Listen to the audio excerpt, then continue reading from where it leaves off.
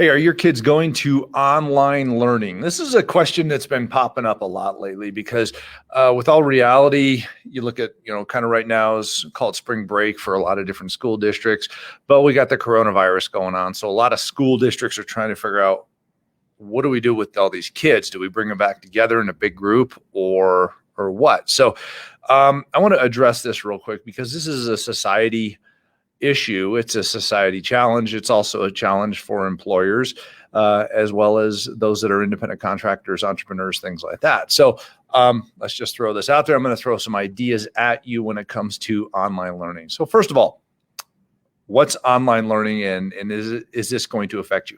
Chances are it is going to affect you. We're seeing a lot of school districts taking surveys right now to say, do you have the technology available so your student can learn at home via computer? So online learning is the teacher broadcasts the curriculum, the class over a computer to your child, wherever they may be it at home or at a daycare center, babysitter, whatever it is. This is a big variable. Also, I have 2 college students. Both of them have already been notified, don't come back from spring break. We're going to online learning for at least a month or 2. So how do you deal with that? So online learning is different than classroom learning. And there are 3 things that I want to address here so you can think about these if you are preparing for this. I think it's important for us to all prepare for this because when we know and when we prepare, things are a lot easier and we're able to kind of look at stuff from different perspectives and make the adjustments that we need to with our families. So 3 things.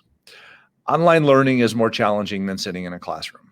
Okay. Reality is it's easy to focus when you're sitting there and there's an adult walking through the classroom.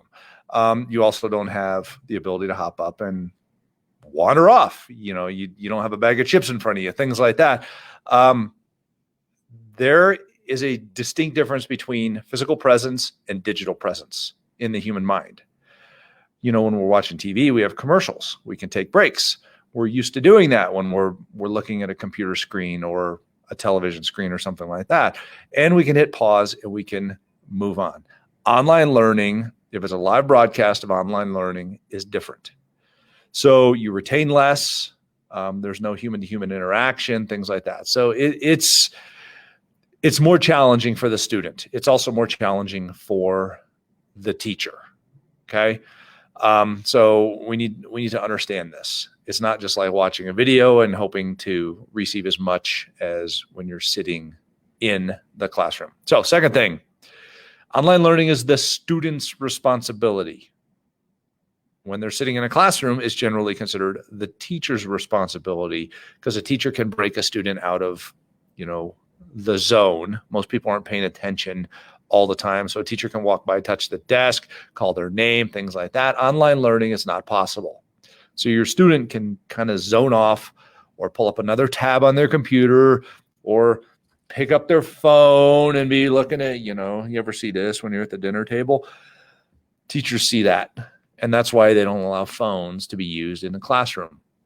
So it's the student's responsibility. We have to teach our students a new responsibility now in order to accomplish this. But if we know we can do it, if we don't go into this and we just sit them down in front of the computer and go ahead, take your class, it's different. So, we need to make sure that we're in the loop on this as parents and our students are educated on how to exercise online education, online learning. So that's important. And then the third thing, environment matters. The environment that your student is in really matters. How they're dressed. If they show up for their online learning in their pajamas, their body thinks that they're still hanging out in bed. Do your students or your kids or your college students or whatever lay in bed and watch TV or watch, programs on the iPad or whatever, or on their phone? They do. And the brain functions different ways based upon the environment that we put it in. Do they sit there and consume information on a screen over food? Completely different environment than sitting in a classroom. So there's a lot to think about. I gave you 3 concepts here in this Facebook post to take a look at. And and talk to your, if you're a real estate agent, mortgage broker, whatever it might be, talk to your clients about this also, because we're all in this together. We're all in this big game called life together, and we all deal with the same changes in whatever's happening in society together. And we need our kids to be well educated. We need to support our educators, and we need to be adaptive to how things need to be done based upon the environment changing that we operate in, which is called the coronavirus right now. So take a look at this. This is just a little bit of perspective on it. This may not be 100% or completely correct, but it's going to get you thinking. And having done online learning, I can tell you these are my experiences and the things that I had to make adaptations to. So that's what I got for you right now. Don't forget, wash your hands, don't touch your face, be clean, hygiene, watch out for each other, be kind, go visit your local businesses, tip them. They really need it right now. And let's go out and make tomorrow a better place. Have a good one.